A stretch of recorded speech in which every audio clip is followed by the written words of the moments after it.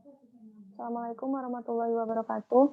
Perkenalkan nama saya Hafsah Asyiwidani Tias, NPM 1601612000007 akan menjelaskan tentang topik-topik yang ada di BMS 2 Anatomi.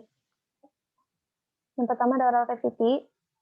Jadi di sini dapat lihat adanya frenulum superioris dan frenulum inferioris. Ini merupakan jaringan ikat penghubung antara gingiva dan bibir. Lalu terdapat adanya palatum durum, langit-langit keras, dan ada palatumum, langit-langit lunak yang dapat bergerak. Dan terdapat pemanjangan yang itu disebut dengan ufula palatina. Di sini terdapat arkus yang bagian luar disebut arcus palatoglossus, bagian dalam disebut dengan arcus palatocarneus. Di antara arkus ini terdapat adanya tonsila palatina. Nah, otot-otot yang ikut membentuk oral cavity ini dapat lihat ada otot buccinator dan ada otot platysma. Lalu di sini ada kelenjar saliva yang paling besar itu namanya parotid gland, dia berbentuk piramidal. Dia ini diinnervasi oleh glossopharyngeal nerve, nanti akan sampai di otic ganglion, tapi nanti dia akan numpang ke auriculotemporal nerve untuk mencapai parotid gland. Nanti ductus ini akan keluar di area molar 2 gigi atas. Lalu submandibular dan sublingual gland, dia ini dipersarafi oleh facial nerve, chorda tympani. Nanti dia akan numpang di lingual nerve untuk mencapai kedua kelenjar ini. Karena submandibular ini dia terhalang oleh mylohyoid muscle dan bentuknya panjang dan besar, jadi dia ini bentuknya terlipat. Terus ductusnya ini nanti dia akan keluar di daerah frenulum lidah atau di bagian pertengahan anterior mandibula. Sedangkan sublingual, dia ini ductusnya banyak sehingga terbagi dua, jadi ada minor dan mayor. Lalu lidah ini terbagi menjadi 2/3 anterior dan 1/3 posterior. 2/3 anterior, dia pengecapannya diinervasi oleh nervus facialis, sedangkan general sensornya dia diinervasi oleh nervus mandibularis. Sedangkan bagian posteriornya, baik pengecapan maupun general sensori, dia diinervasi oleh nervus glossopharyngeus.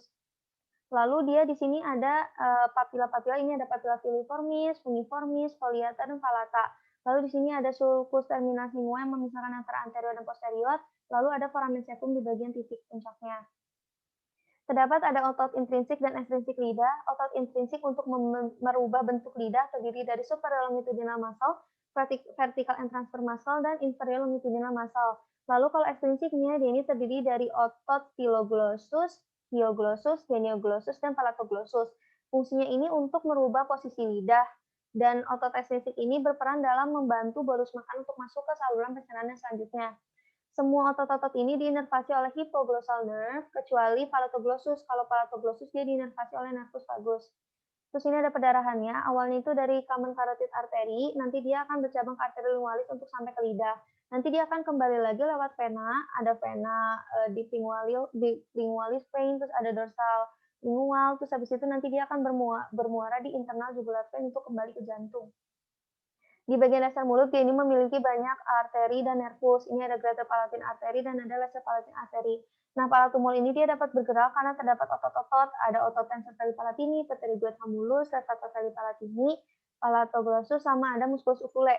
Nah, semua otot pada palatum ini dia diinervasi oleh nervus vagus, kecuali tensor tali palatini yang diinervasi oleh nervus mandibularis. Lalu yang kedua ini ada faring. Faring ini terdiri dari 3 regio. Yang pertama ini ada nasofaring. Kalau nasofaring ini dia nanti terkoneksi dengan nasal cavity. Nah, nasofaring ini dia adalah tempat muara dari opening auditory tube sama pharyngeal tonsil. Terus habis itu bagian kedua itu ada orofaring. Orofaring ini nanti dia berkoneksi dengan oral cavity. Nah, di bagian sepertiga posterior lidah itu terdapat adanya palatine tonsil. Terus habis itu laryngofaring, dia ini nanti berhubungan dengan laring oleh laryngeal inlet. Terus habis itu untuk inervasinya, kalau misalnya nasofaring, sensorinya itu oleh nervus maxillaris. Kalau misalnya orofaring, dia sensorinya oleh nervus glossopharyngeus, sedangkan laryngofaring dia sensorinya oleh nervus vagus. Dan motoriknya ini oleh nervus 9 atau glossopharyngeus, cabang stylopharyngeus motoriknya. Lalu di sini ada dinding faring. Nah, dinding faring ini dia ini kan terdiri dari otot-otot skeletal sama fascia. Fascia ini adalah tempat keluarnya pembuluh darah dan saraf. Nah, otot-otot faring ini terdiri dari otot constrictor. Kalau otot constrictor itu otot yang melingkari dinding faring, sama ada otot longitudinal akan dijelaskan setelahnya. Nah, di constrictor ini dia ini terdapat adanya pharyngeal wrap. Nah, pharyngeal wrap ini dia memisahkan bagian kanan dan kiri dari constrictor bagian posterior. Terus bagian anteriornya nanti dia akan menempel pada pterygomandibular wrap, terus stylohyoid ligament, hyoid bone, oblique line dari cartilago thyroid. Lalu, longitudinal muscle dia ini fungsinya untuk memindahkan bolus makan ke esofagus, terdiri dari stylopharyngeus, ini yang, berfungsi untuk elevasi, dia diinervasi oleh nervus 9. Terus ada salpingopharyngeus, dia ini nanti akan, eee, menempel pada, pharyngotympanic tube, dia ini fungsi untuk elevasi diinervasi oleh nervus 10 atau vagus. Terus ada juga yang namanya palatopharyngeus, dia ini akan menempel pada palatumol dan nanti dia akan menyatu dengan dinding faring. Dia diinervasi oleh nervus 9. Ini fungsinya untuk elevasi dan menutup oropharyngeal isthmus. Lalu ini ada perdarahannya. Perdarahannya itu pertama, bagian lower part-nya itu kan ada subclavian artery, nanti bercabang jadi thyrocervical trunk. Nanti ini akan bercabang jadi inferior thyroid artery dan akan bercabang lagi menjadi pharyngeal branch. Terus bagian upper part-nya, nanti dia ini kan ada common carotid artery, bagian eksterna. Nah, common carotid bagian eksterna ini, dia nanti akan bercabang jadi maxillary artery, terus habis itu jadi lingual artery ini, terus nanti habis itu ada bagian yang namanya ascending palatine artery yang merupakan cabang dari facial artery dan ada namanya ascending pharyngeal artery. Kalau misalnya vena, kalau venanya ini awalnya kan ada vena plexus superior, nanti akan ke pterygoid plexus. Nanti si pterygoid plexus ini nanti akan exit di facial vein, nanti menuju internal jugular vein, atau bisa juga ke retromandibular vein. Nanti retromandibular vein juga nanti ujung-ujungnya akan bermuara di internal jugular vein. Terus habis itu di bagian inferiornya, itu nanti ada vena-vena plexus, nanti dia exitnya di facial vein, terus nanti akan bermuara di internal jugular vein. Nanti juga akan berakhir di subclavian vein. Tuh, nanti akan muaranya akhirnya di subclavian vein ini. Terus kalau limfatiknya, dia ini kan mengikuti deep cervical nodes di bagian jugulodigastric. Nih, jugulodigastric nodes. Nah, nanti ini juga akan bermuara di bagian infrahyoid nodes, terus di bagian paratracheal nodes, sama ini retropharyngeal nodes. Terus ini di bagian cardiovascular system. Nah, di cardiovascular system ini terdapat adanya mediastinum. Mediastinum itu merupakan rongga toraks di antara paru-paru yang akan dibagi menjadi beberapa ruangan. Lalu ada pelapis jantung yang disebut dengan perikardium. Lalu di sini ada superior vena cava dan inferior vena cava yang akan masuk ke atrium kanan, nanti ke ventricle kanan, nanti akan keluar ke left pulmonary artery.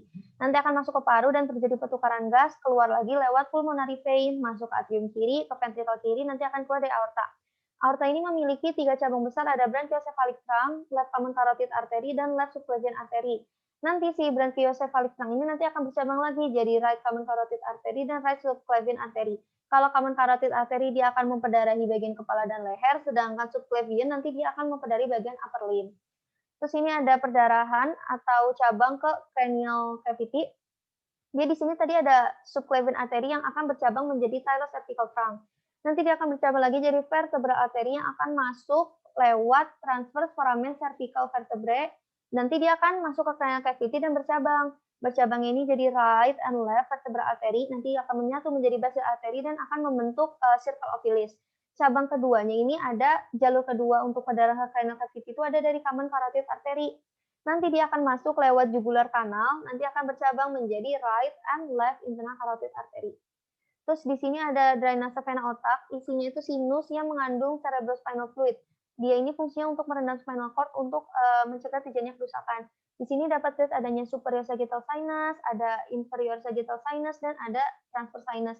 Dia ini nanti akan merendam pituitary gland. Daerah sini juga terdapat adanya cavernous sinus di sini. Nah, di sini. Nanti cairan-cairan otak ini nanti dia akan dikumpulkan oleh superior petrosal sinus dan nanti akan dibawa keluar oleh sigmoid sinus. Nanti keluarnya itu dia lewat jugular foramen, nanti akan bercabang menjadi dua, ada right sama left internal jugular vein. Nah, dari situ baru keluar menjadi vena-vena. Terus ini di bagian orbit, awalnya itu kan dari internal carotid artery, nanti dia bercabang menjadi ophthalmic artery, nanti bercabang lagi menjadi central artery of retina, bisa bercabang ke lacrimal artery, supraorbital artery, dan supracochlear artery.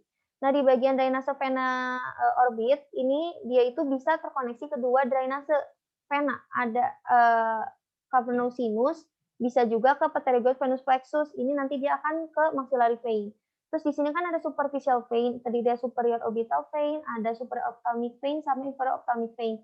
Nanti dia ini bisa drainase kedua arah, bisa ke cavernous sinus, bisa ke facial vein. Terus ini ada yang bagian wajah. Kalau wajah itu nanti dia kan ada common carotid eksterna. Nanti common carotid eksterna ini akan bercabang menjadi arteri facialis.